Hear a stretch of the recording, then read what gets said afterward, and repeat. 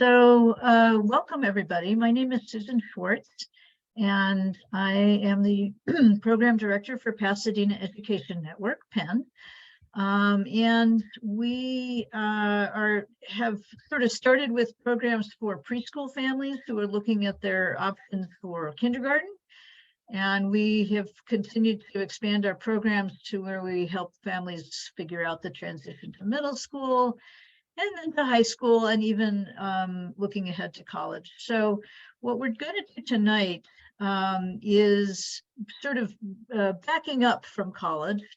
What we wanted to do is we recognize that even if you or your partner, parenting partner, have been to college, have a college degree, the landscape looks different now. A lot of things have changed. And so we want to kind of give you an overview and a little bit of a roadmap or guide to how you can, what to expect and how to support your student as they're moving from middle school into high school and through high school. So that when they graduate, they are ready to go off to college. And even, you know, I think some kids may not have that any idea really what that actually means. So part of it is just sort of laying that groundwork, because the most important thing is we want our kids to have options, and so that's really our goal. So what we're going to do, we're going to divide this into 3 parts, and I'll give you a little bit of sort of housekeeping details. I think most of the people here did sign up for this program on our website, which means we have your email address. If by any chance you did not, if you just sort of found the link and came to this program that way, at some point, if you could drop your email address into the chat, because what we're going to do is we're going to present a lot of information and talk about a lot of resources, but for you to really be able to make use of that, what we want to do is send a follow-up email where we give you all the information, the slides, the resource lists, the roadmap things, and so on.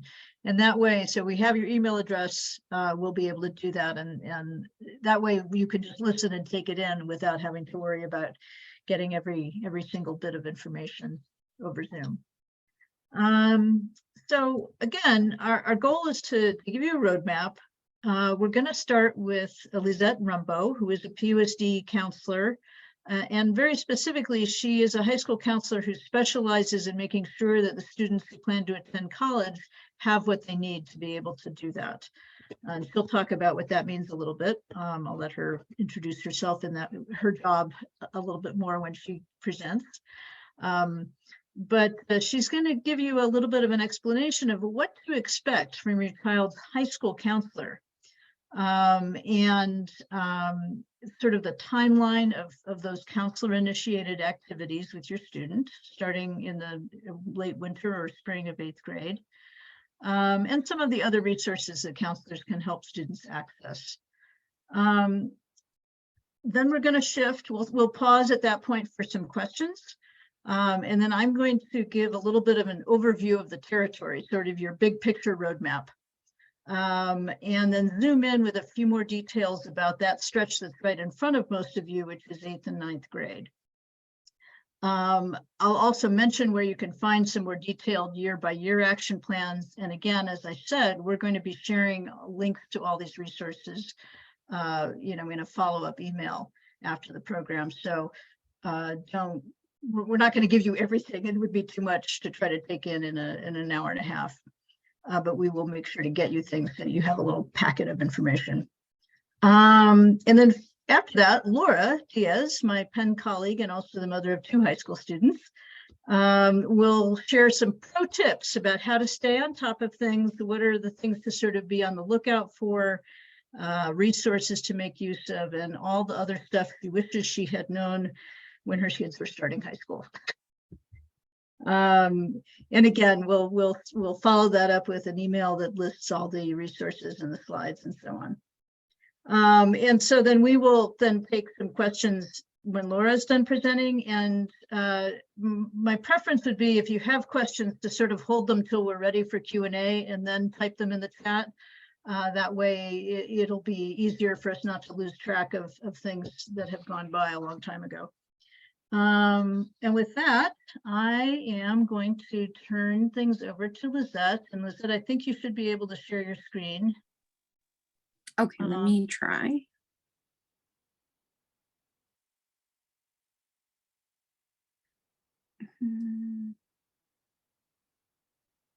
It's not letting me share screen. It's letting me share photos. It only lets me share content.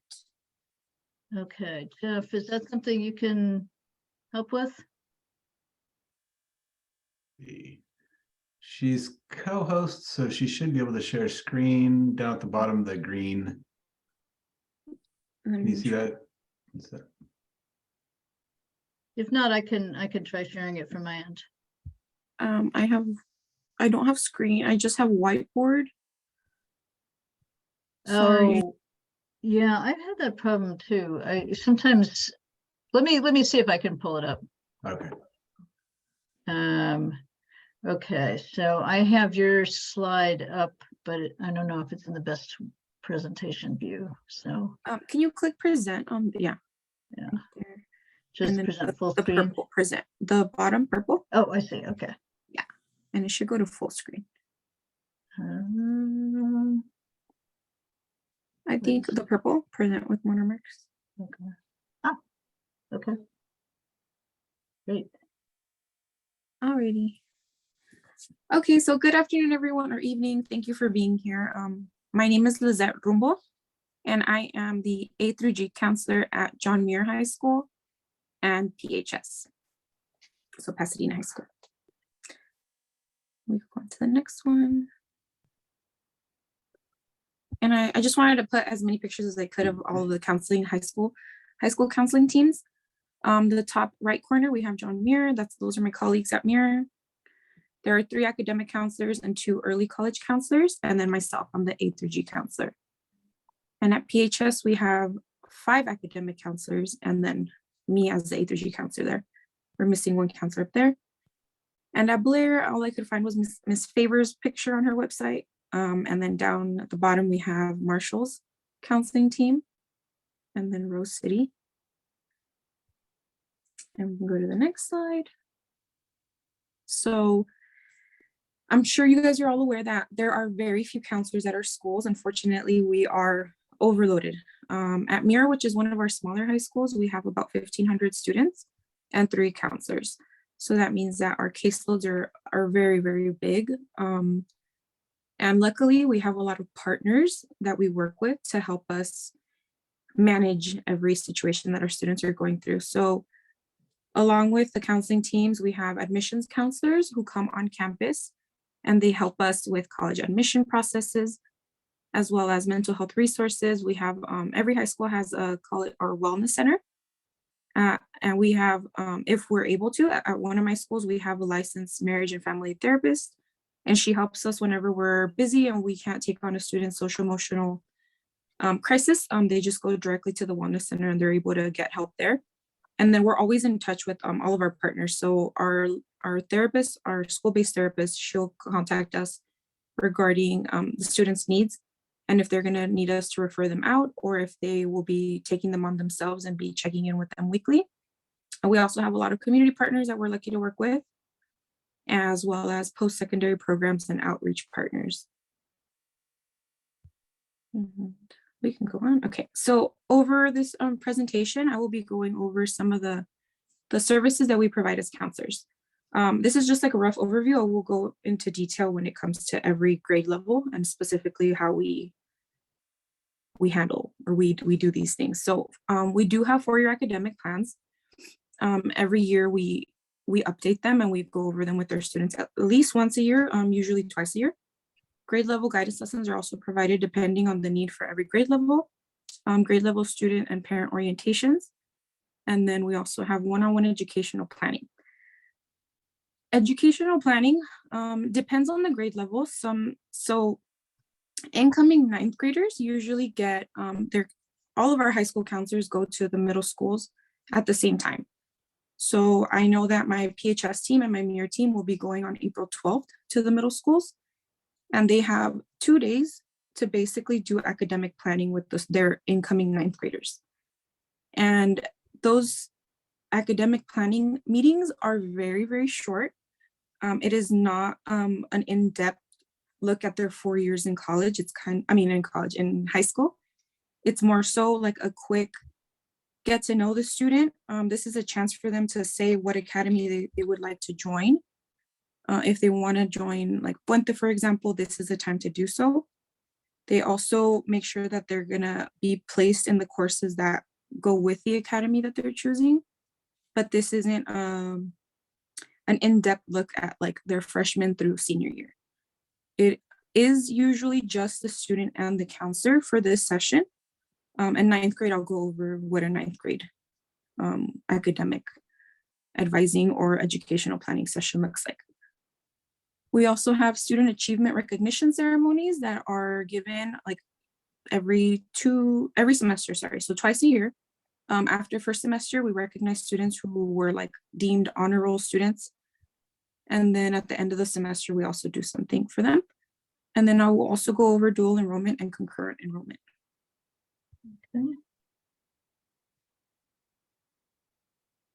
So before I get into grade level expectations and what we serve our students every grade level, I wanted to go over graduation requirements.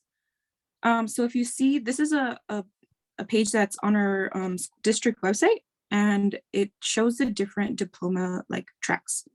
So the yellow section would be what I look at when I'm working with students. That would be the A through G requirements. Our A through G requirements are the courses that are needed to be eligible for a Cal State or UC. So our CSUs and our UCs all follow the same eligibility requirements. And the only difference between, there are some differences between the credits that they need to graduate with the diploma and to be A through G eligible. I think one of the very few differences would be the world language requirement. So the A through G requirement, meaning the yellow, to be eligible for a Cal State or UC, students need 20 unit or credits of a world language. So if they take Spanish, they need to take it for 2 years. And for a classic diploma, just their graduation and requirement and their diploma requirement, it's 1 year of a foreign language. So that is, I believe, one of the only ones. Yeah, that is the only requirement that is less than. So for our classic diploma track, that's the only requirement that's less than what the UC and the CSUs require. Everything else is actually more. So on the classic diploma side, if you guys look at our world history requirement to be A through G eligible, they only need 2 years of history, but to graduate from a PUSD high school, they actually need 30 units. So our classic diploma track should meet all of the A through G requirements, and if not meet them, exceed them. So if they're on track to graduate, they should be on track to be eligible for a Cal State or UC. However, there is a grade requirement for Cal States. So to be eligible for a Cal State or UC, you need to have C's or better in every single course that is needed. D's do get students the credits that they need. They do get their credits, but it is not an eligible grade. A through G, so I can show you an A through G list. A stands for history, so it's basically like a list of the requirements. I'll show you in the next slide. I believe in the freshman one, you can see the actual, what each letter stands for. So A would stand for history, and then if you look at our history, social studies, they need 2 years of history, one of them being world, and the other being US. B is the English requirement, so our students need 4 years of English. And that's the same for our classic diploma track. However, they have to be getting C's or better to be eligible. I will be talking a little bit about the IB program. Yeah. I just wanted to show you guys a general overview of the graduation requirements. So students should be, to graduate, they need 220 credits over the span of the 4 years. And again, they can get 220 credits and not be eligible for a UC or CSU, because D's do give them the credits, but D's disqualify them or make them ineligible for UCs and Cal States. So we do a lot of work. I myself, as the A through G counselor, do a lot of work to make sure that our students are aware of that, because I don't want them to get to senior year and say, well, I got straight D's and I have 220 credits, but I want to go to Cal State LA. And I'm like, I'm sorry, you're not eligible because D's don't qualify as an eligible grade. And then 40 hours of community service or work-based learning are also required for our district. And then they do have to complete the senior defense or graduate portfolio. Thank you. And then to graduate with honors and recognitions, these are all the different types of honors and recognitions our students can graduate with. I think someone was interested in IB information, so that International Baccalaureate Diploma program is only offered at Blair High School. And those are just the requirements that they need to meet in order to graduate with the IB diploma. And there are various different honors and recognitions that they can graduate with at other schools. So at MIR, I know we have CSF, so the California Scholarship Federation requirements, which are just meeting grade level. I mean, they have to have a qualifying GPA every semester and register with their counselor every semester that they're meeting that GPA. Same goes with the National Honor Society. And then we can go to the next slide. Okay.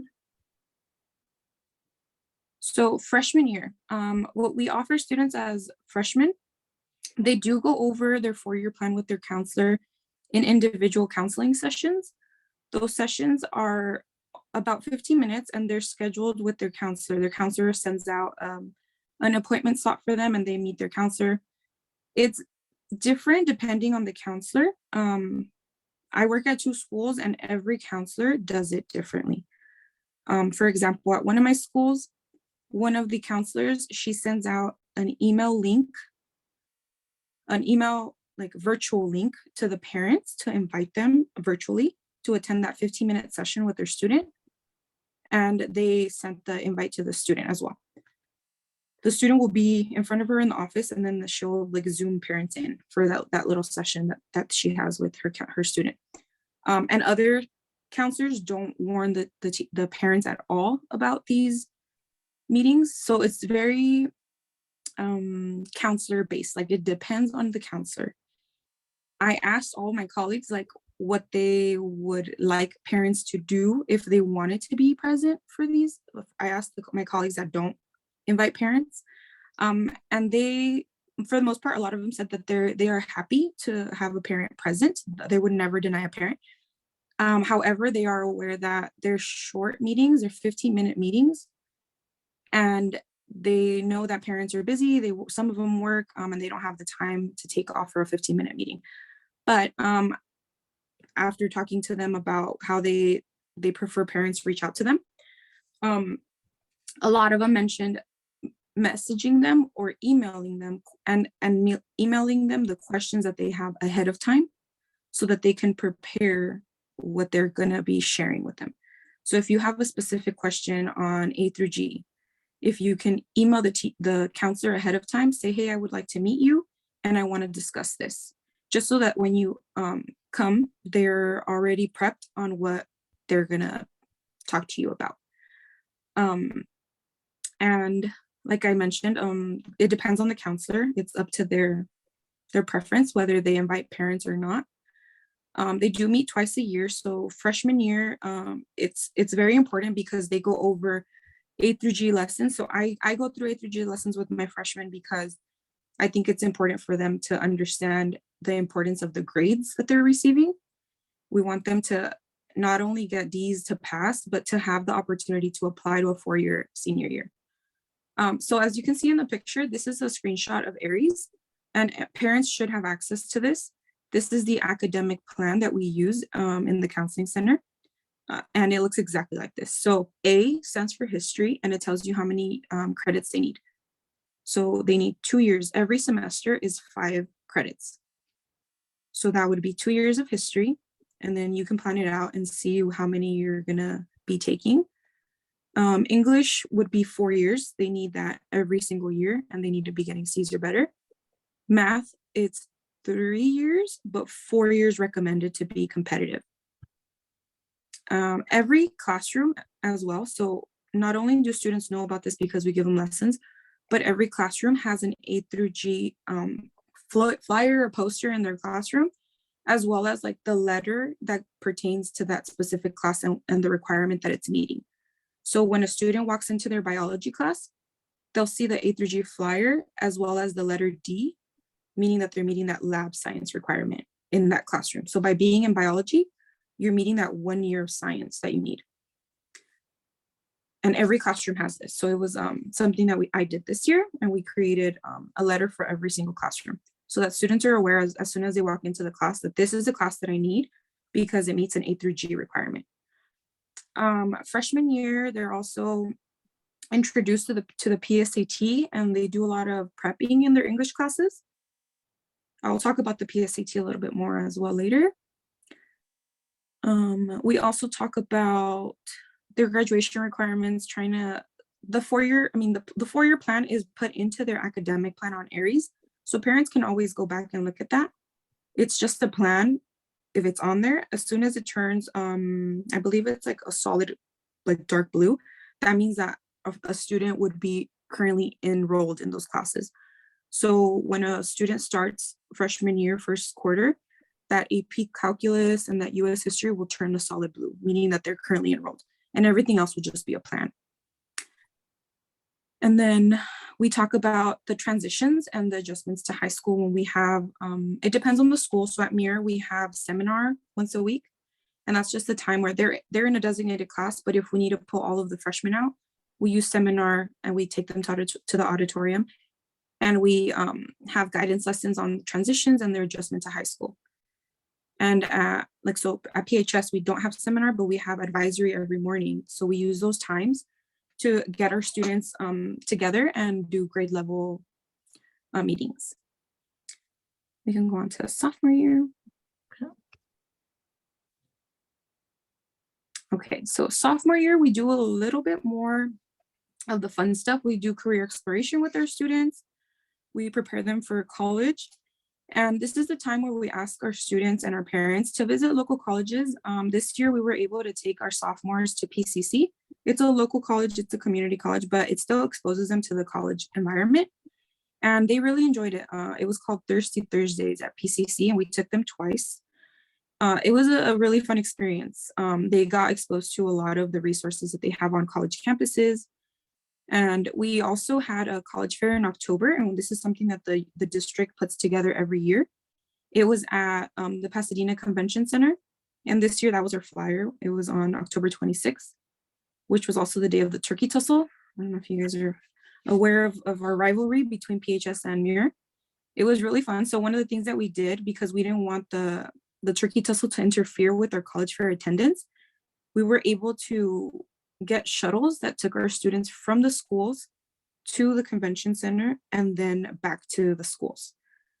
So it was like a little incentive. Like, we would give you a ride, just come to our college fair.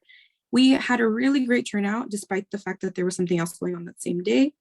And we had about 120 schools at our college fair. It was a really, really, really good experience, because it was a chance for all of our students to go talk to not only college reps, there were also college admissions counselors there. And even though they were sophomores, they were so excited. Like the week after that, they were like, oh, I got this like little sticker, I got this little flyer. And I'm like, oh, cool. Are you thinking about going there? They're like, I don't know. It sounded really cool. So sophomore year, we really encourage our students, even though it might seem like they're very far away from college, they're really not. So getting them to start exploring what colleges that they're interested in. We also do PSAT overview and results. And then sophomore year, we try to get them to focus on healthy habits. So freshman year, we focus on like the transition and adjusting. And sophomore year is like our SEL aim is like healthy habits. And we can go up to the next year.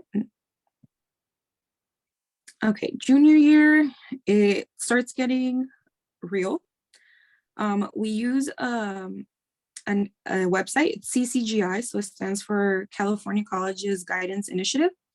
And that's a website that I'll show you on the next slide what it looks like, but it's a really cool resource For our students who have no idea what they're interested in, there are interest inventories that they can take on there.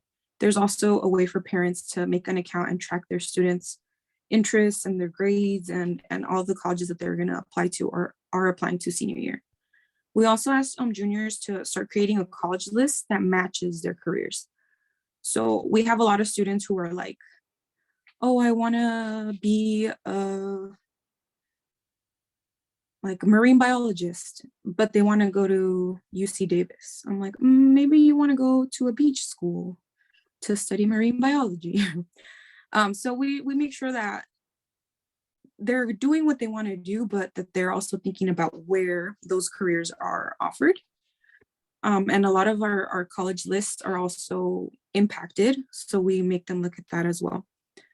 The PSAT and the PSAT is considered the National Merit Scholarship qualifying test. So if your student is interested in being a merit scholar, junior year is really important. They can take the PSAT sophomore year to get like a sense of what it's like, but junior year, they have to take it if they're interested in being national merit scholars. And this just opens up doors for them for scholarships based on their test scores. Junior year, they also take the SAT and the ACT. My brother took the SAT today. He took it yesterday. And the SAT and the PSAT schedules are determined by College Board. So this year, every year, the PSAT is in the fall, so first semester, and the SAT is second semester, so in the spring. And then we also asked that junior year, they start putting together a list of achievements for a brag sheet. Brag sheets are what counselors and teachers ask for when students are asking for letters of recommendation. So by junior year, they should have a list of things that they're proud of, that they can brag about, so that their teachers the following year have a sense of what to write about. And then for junior year, our SEL aim is anxiety. A lot of our students feel overwhelmed this year because it's a really important year. It is the last whole year that's on their transcript right before college applications. And on the next slide, I put some pictures of the CCGI website. So some of the career and college exploration resources that we use. So CCGI, we're at both of the schools that I work at. So I'm sure that we use them at all 4 of them. We launch our college apps and our financial aid apps off of here. So we ask students to go to californiacolleges.edu. And then from there, they launch to their CSU or UC applications. And the reason why we ask them to launch through here after creating their account and logging in is because we're able to track and monitor the progress in their applications, so that by the end, we can just download the data and see who applied to what colleges, and then get information on that. And then students can use this website to discover interests and values and find careers in colleges that like I mentioned, are offered at those colleges, and then learn about financial aid. And parents can create their own accounts so that they can monitor their students, and they can just support them and ask them where they're at in their planning process. And they can create their accounts earlier than junior year, but we ask junior year, we go into their classes and we ask them to create their accounts. And senior year. Senior year is really, really busy for them, especially for me.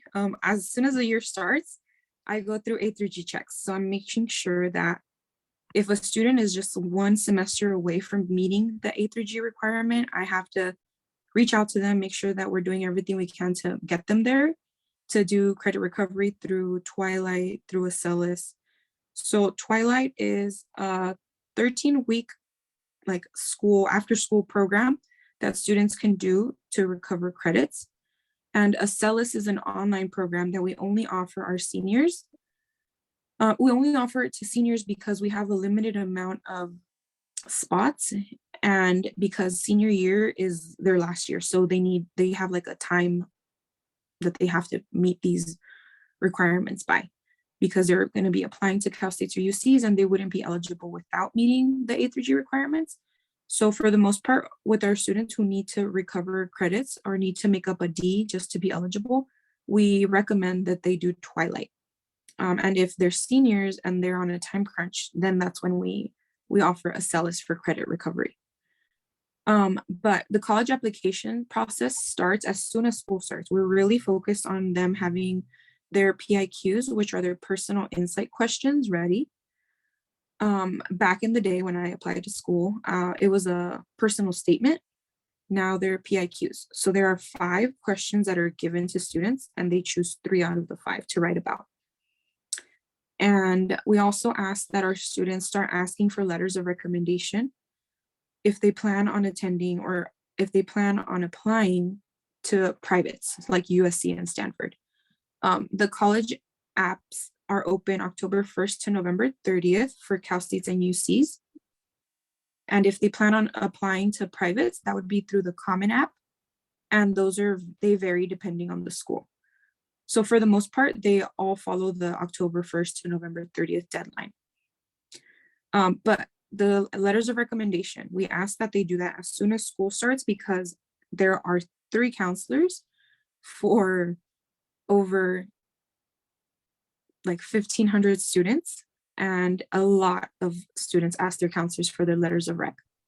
So having enough time to write them will guarantee that they write a better letter for them. And that is when their brag sheet comes in handy. If they have that ready to go as soon as school starts senior year, then their counselors are ready to write their letters. They do usually ask for 3 letters of recommendation wherever they are applying. So at least 2, but usually 3. So it should be a counselor, a teacher, and the third doesn't necessarily have to be in education. It could be someone that they have worked with. But for sure, they should be asking a counselor and a teacher. And then we also go over financial aid, and not only financial aid, but financial literacy. So we do go over the differences in the systems of higher education with the students in the beginning of the school year, just so that they're aware of the differences between a community college, a Cal State and UC, and a private. And the differences between the financial offers that are going to be given to them. So the differences between grants, scholarships, and loans, and then subsidized and unsubsidized loans. That's something that we really, really try to do early on. And then we repeat it second semester when we come to read their financial aid offers. And something else that we do is obviously we go through their 4-year plan every year. So it's something that's constantly being done year through year. And it's the same, pretty much the same every year, except for senior year, we also focus on grad checks. So grad checks are done early in the year. And that's just to make sure that our students are not only meeting A through Gs, but they're going to graduate on time. And then I do grad checks in the beginning of the school year as well. And then for the spring semester, once the craziness of the fall and college apps and the financial aid process is done, we go over checking their college portals once they receive them through email. So all students have to log in and make sure that they're meeting any deadlines that they're receiving through the schools themselves regarding documents that they might need. And then our commitment day is May 1st, and we have a little celebration for our students those days as well. And today was actually the deadline for priority registry or priority application submission for financial aid. So it was a very busy day today. And we can go on to the next slide. Now, college credit opportunities. I recently went to a conference in San Diego. I was there for a week, and I learned how prevalent college credit during high school is becoming. It looks like dual enrollment is going to become like a normal thing. So I thought it was really special that I worked at a school that was an early college school. So John Muir is an early college magnet school. And we have a partnership with PCC. They have a building, well, they lease a building on our campus, and it's considered a PCC Northwest. So John Muir is the only school in our district that offers PCC classes on campus during the day, and their classes are considered A through G. So instead of taking a normal US history class in high school, they can take a PCC African American history class that will meet the requirement. which is really cool. I have some examples of some of our students who graduated last year. So Kennedy Hackett, she's a graduate of John Muir High School. She graduated last year. She's actually the first student from John Muir to not only graduate with her high school diploma, but also have her Associate of Arts degree in Natural History from PCC. And she's currently at Harvard. And then we also have Jonathan down here. He is currently at USC, and he received a merit scholarship to study computer science there. And he had to take his PSAT in order to qualify for those. So dual enrollment is available at all of our schools, however, and it's just very different depending on the school. So Muir has PCC courses during the day. PHS does not. PHS has dual enrollment open for them, but it's after school. It is still on PHS, the PHS campus, but it is after school.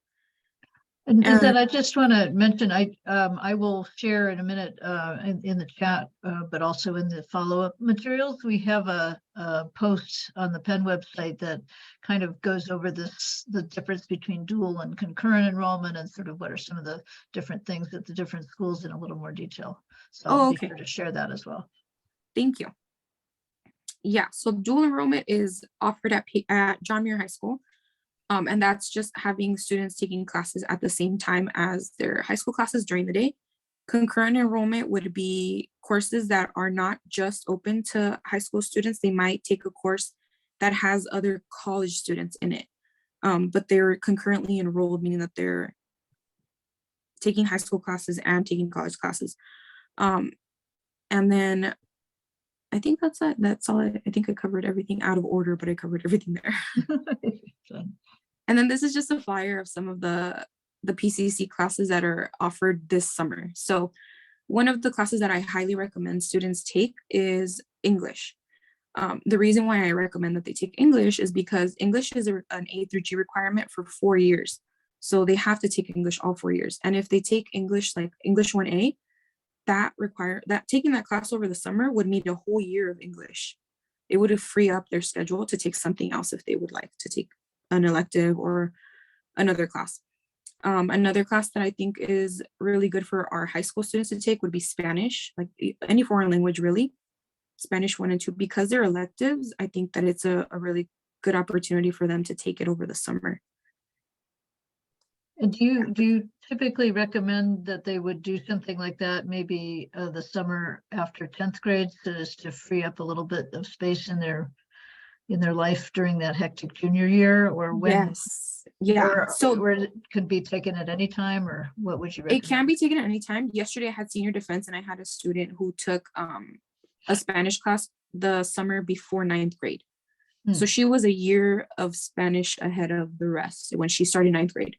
So it depends on like the students' interests and their like want to challenge themselves if they're willing to go for a challenge. But for the most part, I think that having the PCC Northwest open to our students, being that all of the courses that are here are only for high school students, is what makes the classes a little bit less daunting, like to try to take a college course when all of your classmates are high school students.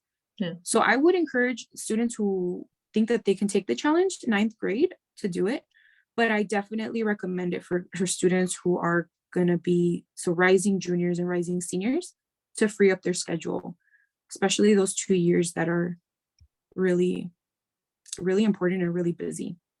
Okay, thank you. Mhm. All right, I'm gonna stop sharing, and let's open it up to questions. And I will just, let's see, we have the chat. Looks like there are already lots of things in the chat. Oh boy. Yeah. Okay. All right. So some of these things may have been answered already. Yeah. There was a question about what about for students who are in the Spanish dual language at Blair, or I forgot what I was talking about when that came up. yeah, But you were talking about the foreign language requirement when they asked it.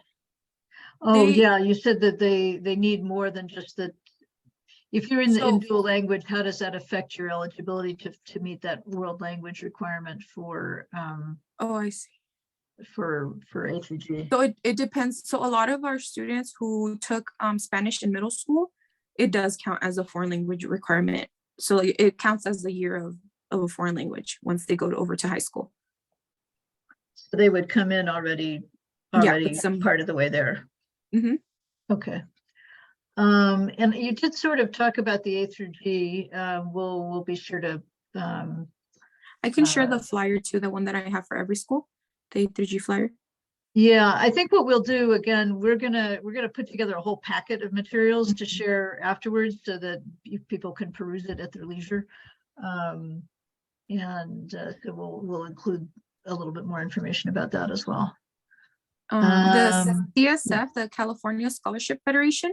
So there's they do have to start, they have to have a minimum of 6 semesters worth of like eligibility. So if they are meeting 3.5 GPAs for like meeting the 3.5 GPA mark from like at least sophomore year to senior year, those 6 semesters, then they're eligible to graduate with that CSF honor. So if that makes sense. I think that's for which grade levels does this apply to? It is 9 through 12, but they have to at least be getting 3.5 GPA from 10th grade to 12th. And then our SAT, ACT tests being used for applications.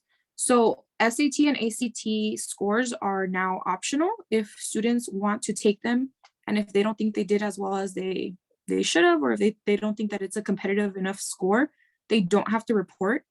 I went to a counselor conference at USC last semester, and we had admissions counselors tell us that they prefer to not see a score than to see a bad score, if that makes sense. So it's up to the students and the parents to decide whether they want to share a score, but they do not require them anymore. So they're test optional. Obviously, if it's a great score, I would definitely recommend that they submit it, especially if they want to be a merit scholar.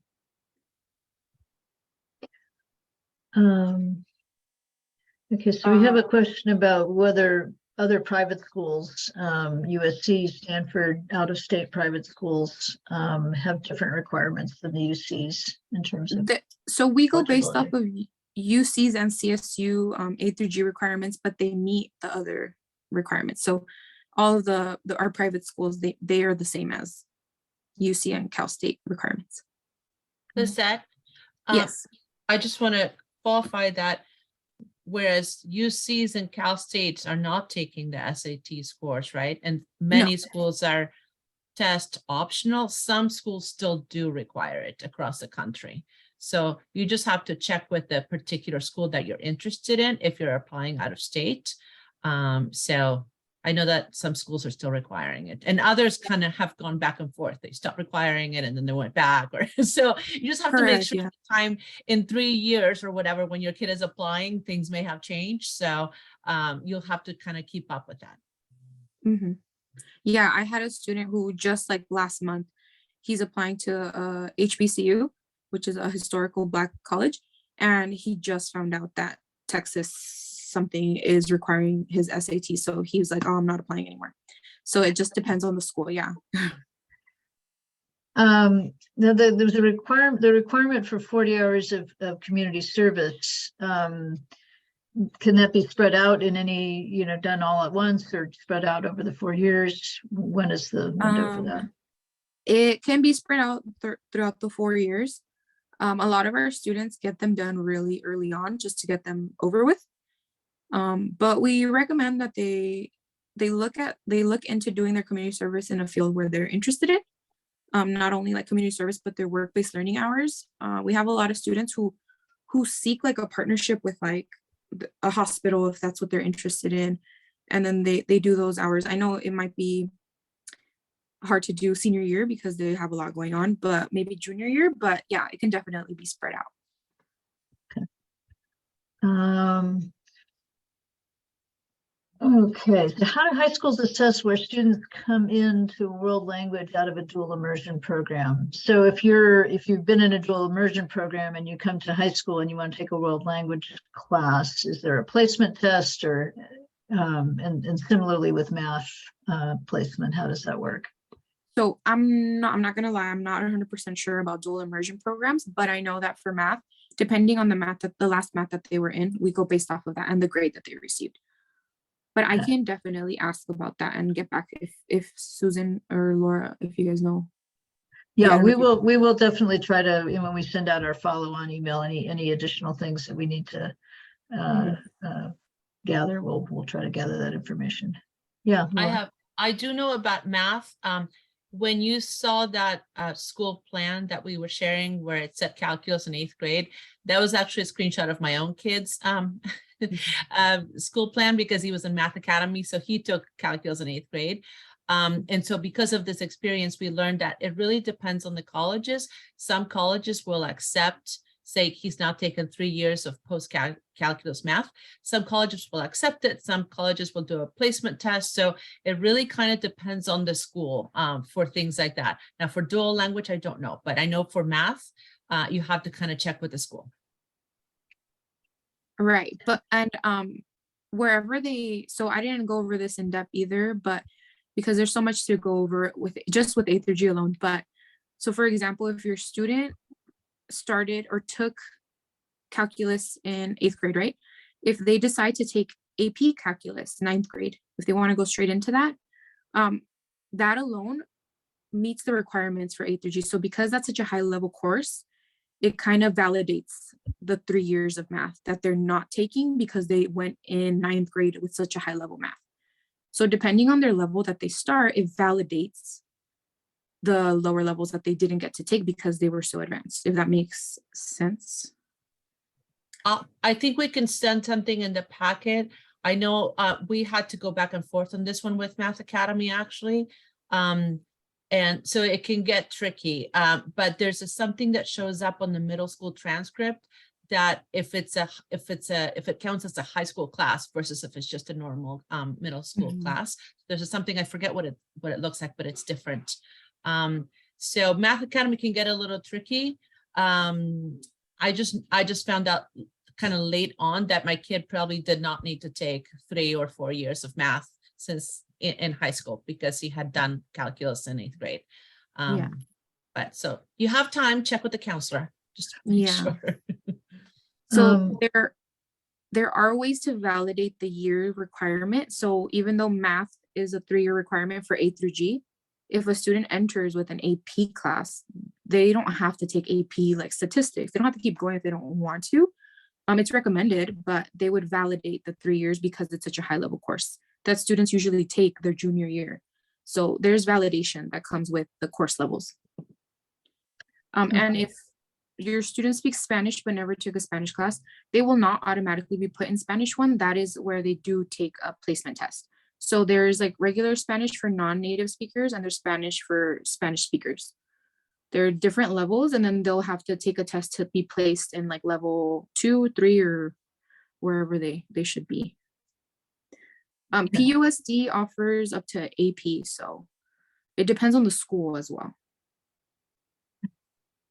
Okay, I want to make sure we have time to cover Laura's material.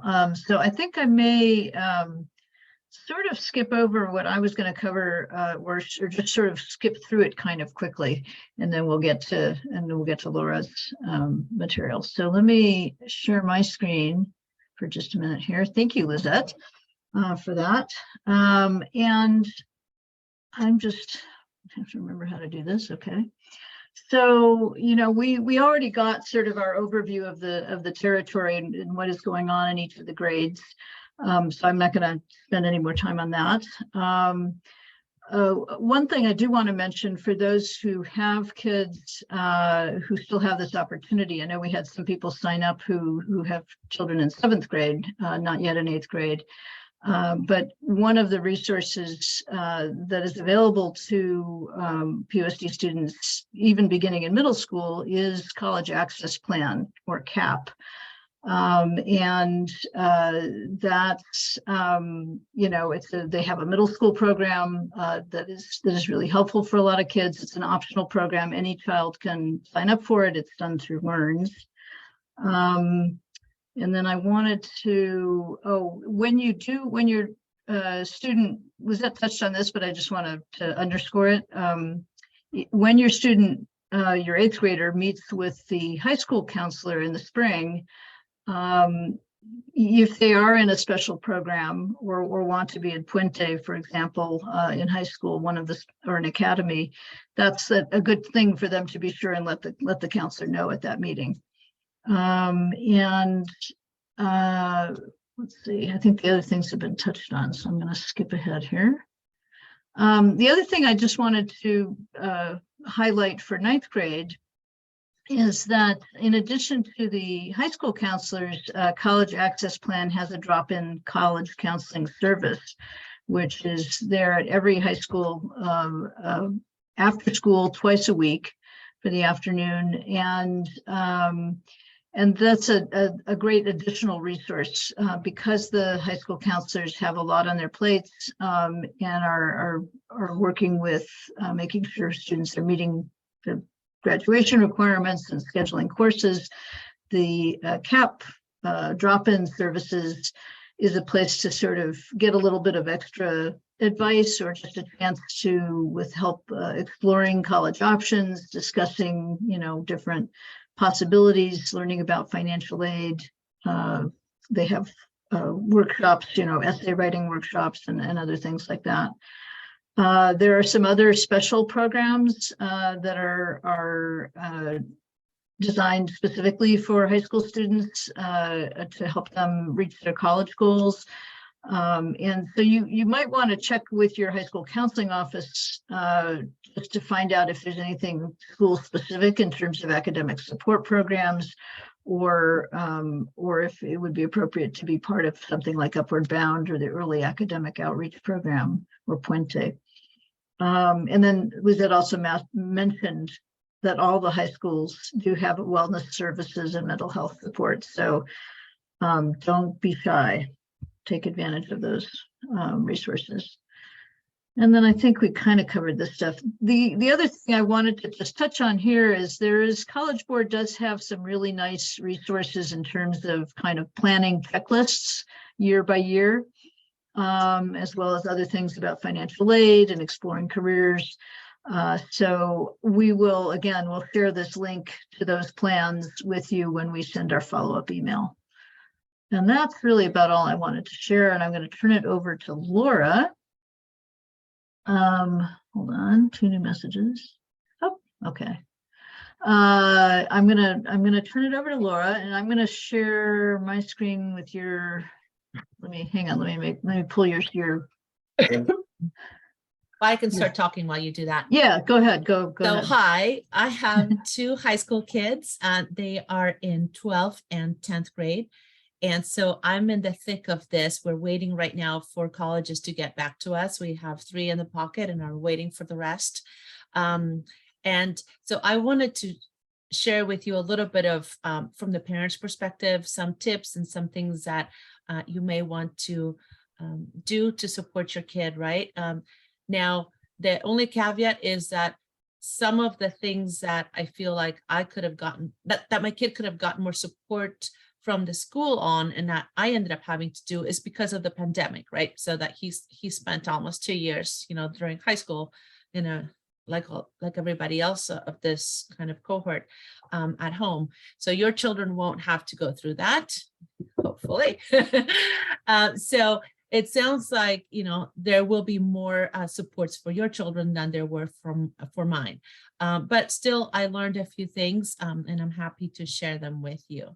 So let's go to the next slide. The first thing that I wanted to bring up is that just like, in our programs that we do for parents of kindergarten or even kids that are going into middle school, we say things like, check their backpack or ask them to check their backpack. Or once Canvas came around, we would maybe be looking at Canvas. What we want to do is we still want to do this a little bit in high school, especially 9th grade. It's a period of adjustment for kids, and not just in PUSD, but across the country. Research shows that 9th graders grades drop compared to how they were doing in middle school. And we see sometimes a little bit more of mental health issues and, just kind of social dramas and things. So what I'm saying is, stay involved. As high school continues, you can start to let go depending on your kids. Some kids are very proactive, they're on top of everything, and you barely have to get involved at all. But other kids need a little bit more support and reminding and whatever.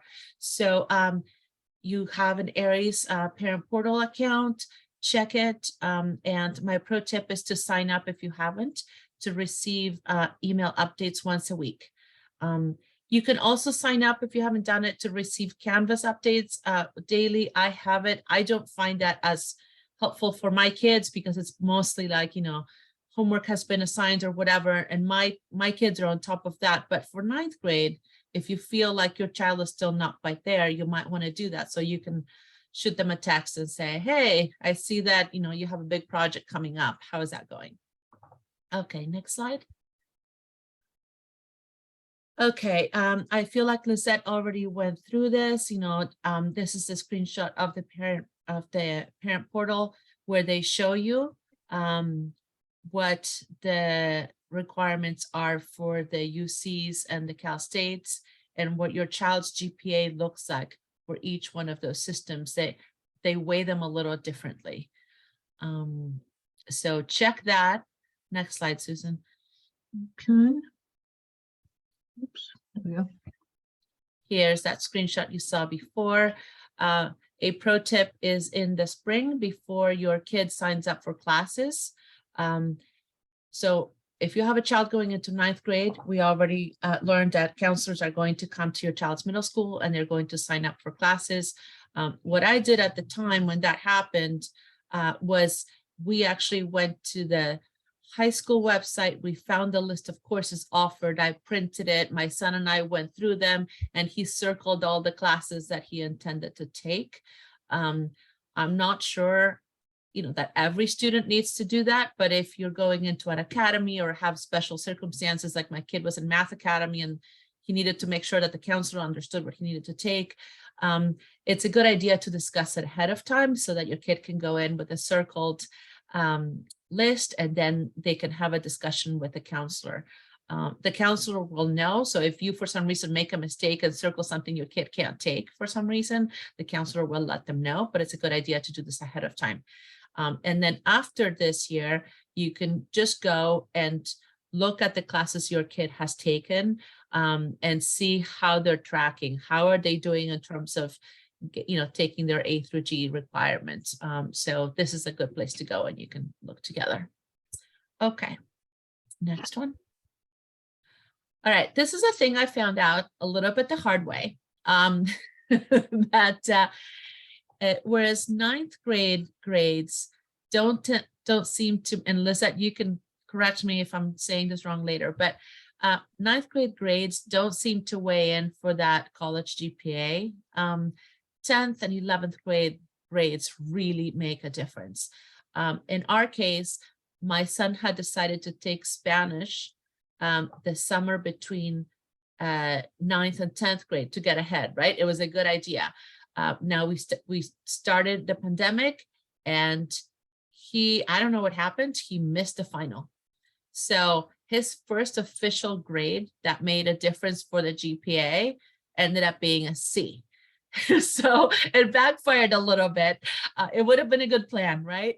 But we didn't know at the time that grade mattered so much. So what I'm trying to say is that it is important for your child to understand, especially if they're trying to get into competitive colleges where, everyone ends up going in with a 4.0 or whatever, that grades matter. So the other thing I wanted to show you, and I circled a date there, is that sometimes on Aries, the grades are not updated. So this screenshot is probably from February 27th. And the lowest grade there was from February 15th. So we took a look at that and went to talk to my son about what's going on. Why is your grade so low? And then he showed me the date and he said, Mom, I've turned in all those assignments. The teacher has not put them into the system yet. So look at Aries, but notice the dates and don't quite yell at your kid without having a nice explanation about what's going on. Don't yell at them anyway. Okay, next slide. Extracurriculars.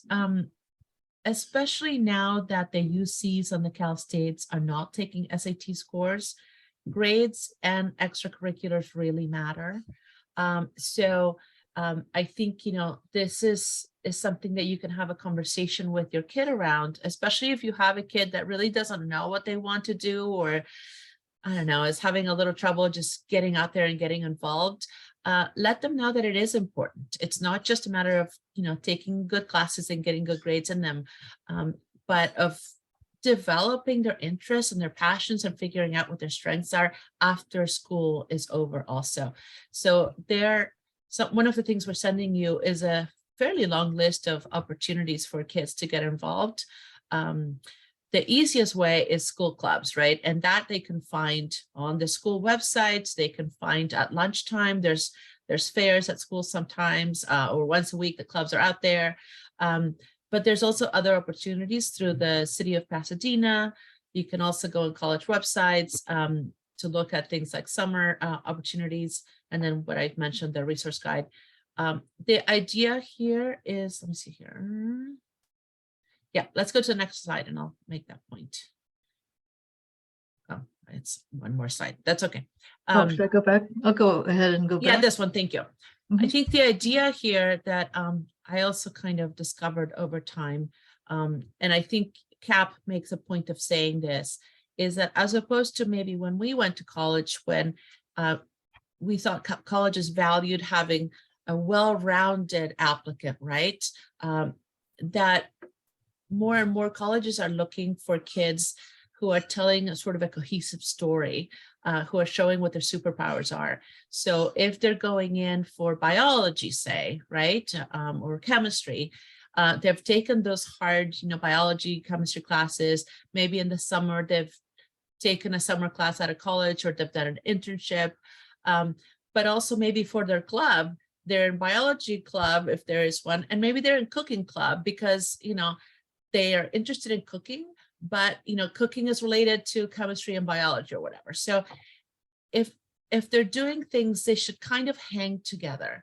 And towards the beginning of high school, maybe your child doesn't know what they're interested in, so it's perfectly fine to explore lots of things. And then with time, they'll start kind of not going to the things that are not interesting to them, and that's fine. So that by the end of high school, they really will have a much more cohesive story of things that all hang together and support the major that they're saying they're interested in. A couple points about extracurriculars that, again, I'm hoping for my second child, some of these things will be a little easier. What I've learned is that, for example, a summer program, in terms of what colleges value more, they value a competitive program that you have to apply to and get a recommendation letter or whatever, and not paid versus paid. So if you're paying for something that's very expensive, but they'll take anyone, right? Your kid may learn a lot, but it doesn't have the same weight because anyone can go as long as they have money, right? So if you're choosing between those two things, you might want to encourage your child to apply to the competitive programs first. Anything your child does that no one keeps track of officially doesn't count in the same way. So my kid learning all these things about engineering on TikTok videos, there's no way to record this in any way that I could put in an application, right? So it's better to have them learn about things and develop their interests in a structured way, whether it's an internship, a volunteer opportunity, or a job. So even though they may have learned a lot about something on a family trip to Mexico, it just doesn't count in the same way because no one was keeping track of those hours. And then the last point is about clubs. It looks better for a child to have, say, started in a club as a participant, then they became secretary, and then by the end of high school, they are the president of the club, versus a kid that's just a participant in 10 different things. because it, unless the thing that they're saying about themselves is that they're very adventurous, right? But schools like to see that kids take the opportunity to show leadership skills. So those are just some kind of thoughts that I had about that. Let's go back to APs. Okay. So we talked about how colleges are not taking SAT scores in California, that the public schools are not, and many colleges are now test optional. Still, if you think your child will want the option of applying to schools that do take tests, whether optional or demanding, you'll want them to take the SATs and the PSAT ahead of time. One website that I'm pretty sure the high schools have the kids sign up for, if not, I don't know, but my son signed up for this at some point, is the College Board website.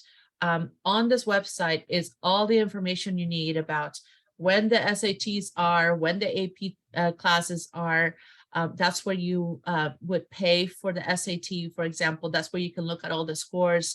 So what I would recommend that you do here is, if your child has already signed up, have them share their login information with you, especially if you have the kind of kid that needs a little bit of prompting to make sure that they don't miss deadlines.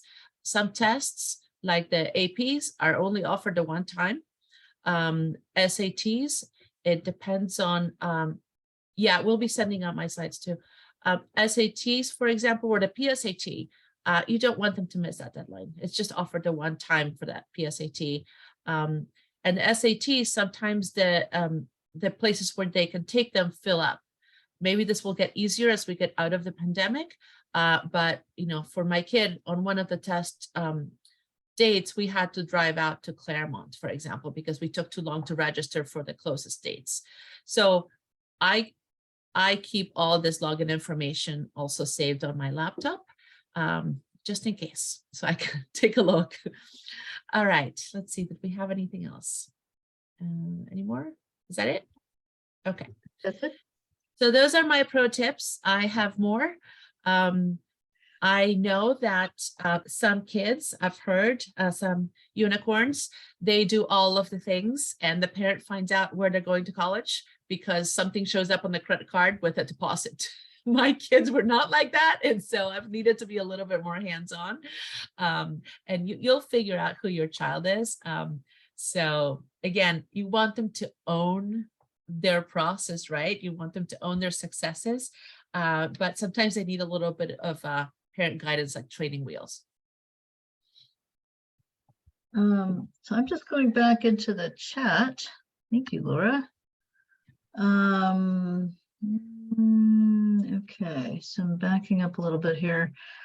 Okay, so there was a question about when classes get finalized by the high school for 9th grade. And so it looked like there was maybe a class that it depended on them having enough kids to sign up for it to be offered. So the response was the courses are not finalized until all middle school visits are complete and all student academic plans are updated. So that would be in the summer. Yeah, and so just to comment here, emphasizing what you were saying, Laura, about an admissions panel at UCLA, where they mentioned that having a perspective, that kind of a way to tell your story of what the student enjoys rather than doing a little of a lot of activities. So you're trying to work towards being able to just kind of say who you are and how you got to be that person and what you're thinking about and what you're passionate about or interested in. And your other activities you want something that supports that story. Yeah, and I don't think we mentioned this, but we didn't, and it's pretty important. For the UC schools, not the Cal States, but the UCs and most of the other schools, at least that my kid applied to, they required essays, different kinds of essays. In those essays, your kid gets to tell their story, right? How everything that they've done kind of comes together for them. And some kids don't know what they want to do. And my kid is pretty clear right now that he wants to go into engineering, but some kids don't know. but they may have a thing that they want to highlight, like I'm a great leader, or I'm very adventurous, so I'm a team player.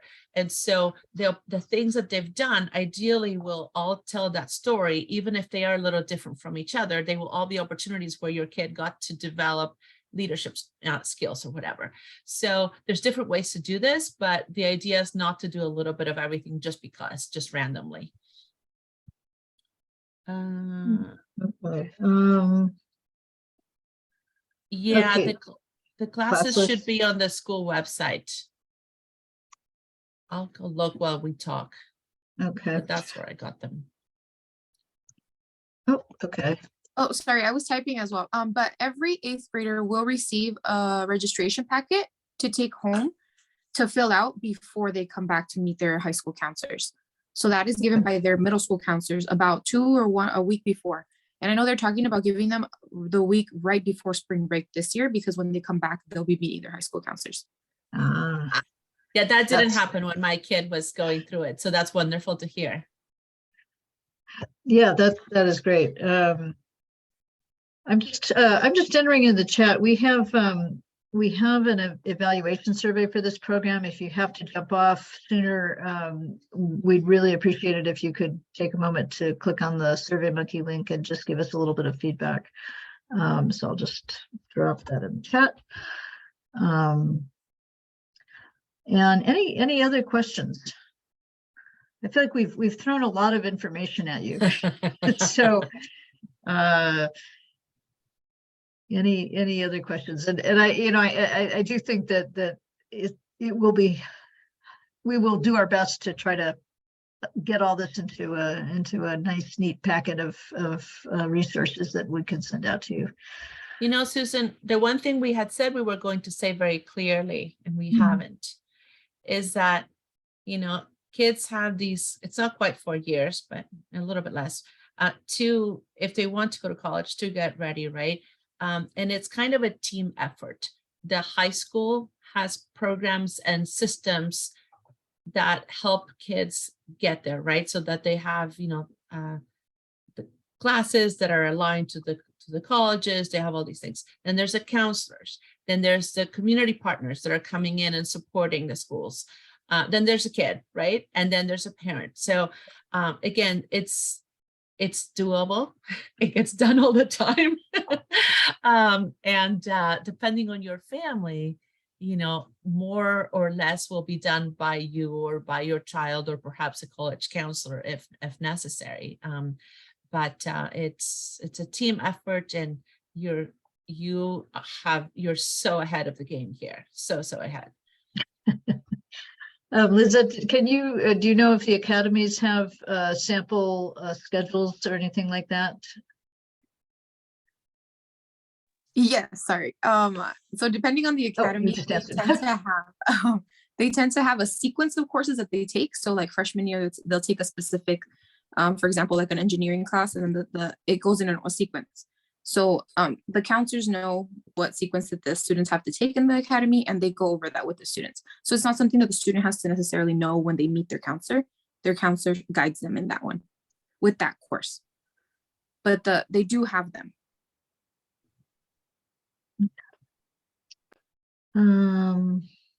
Right. So any other questions?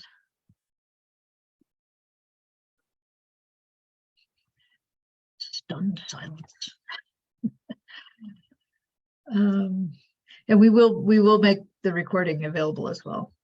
And if you do think of questions after the fact, you know, we are it's a two-way street. We'll send you information. You can send information or ask questions back to us. So you can always reach us at info@pennfamilies.org.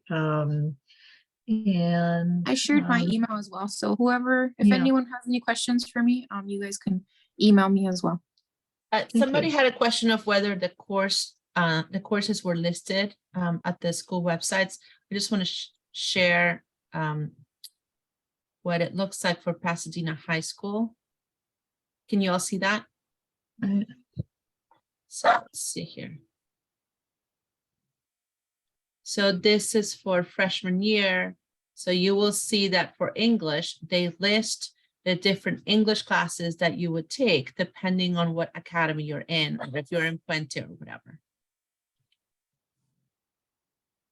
Yeah, I believe all the high schools do have this somewhere on their websites. Like, so I went and looked it up at one point. Sorry about that, my dog.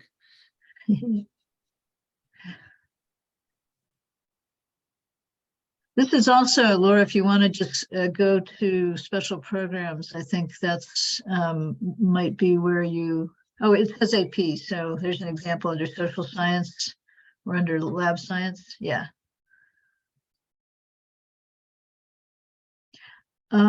If you go to special programs, Laura, I think it also, that's the place where it lists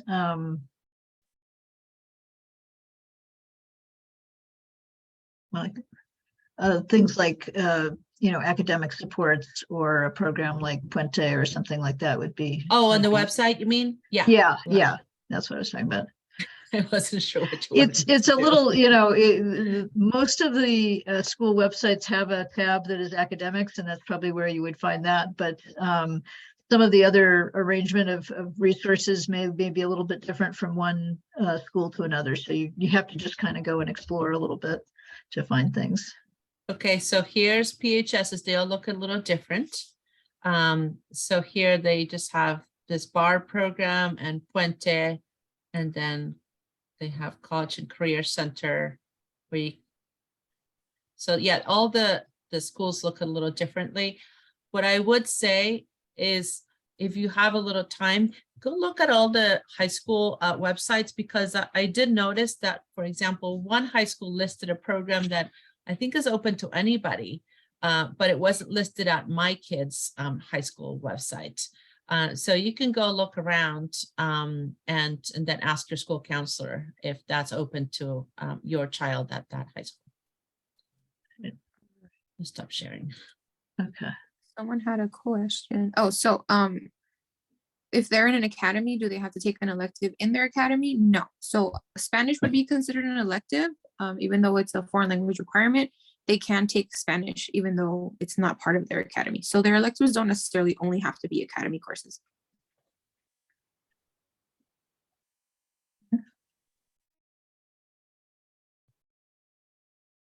Right.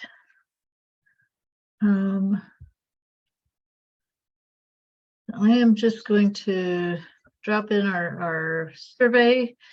It's really a short survey. We really appreciate any feedback that you have to give us. This is the first time we've really offered this program in this way, so we're learning and want to.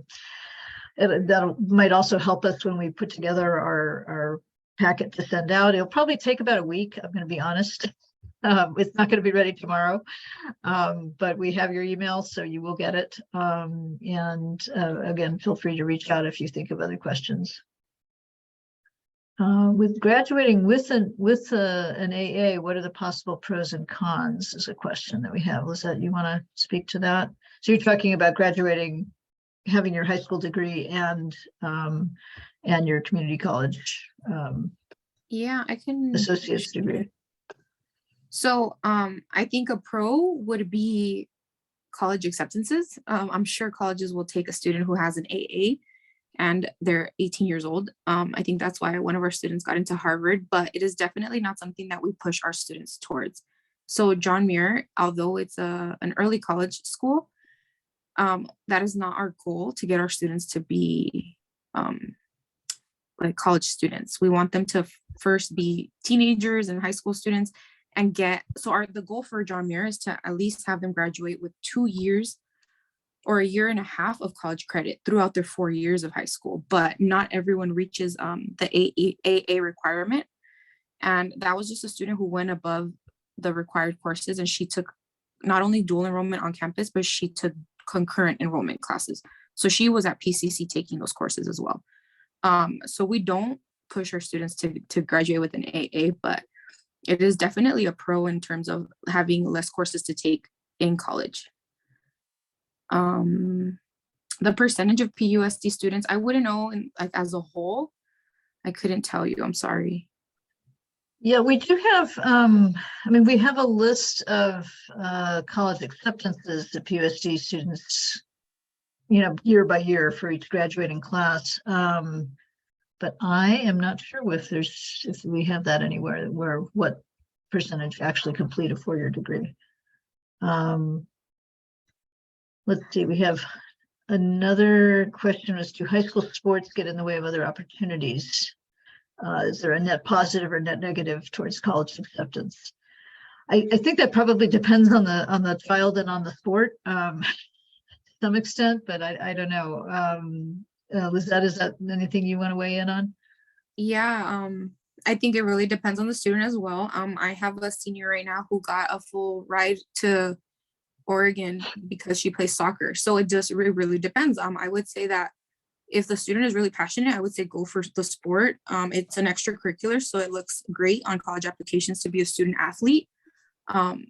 But if they're doing it just for an extracurricular activity and they're not really passionate about it, I wouldn't say. There's other things that they should be doing that they're passionate about.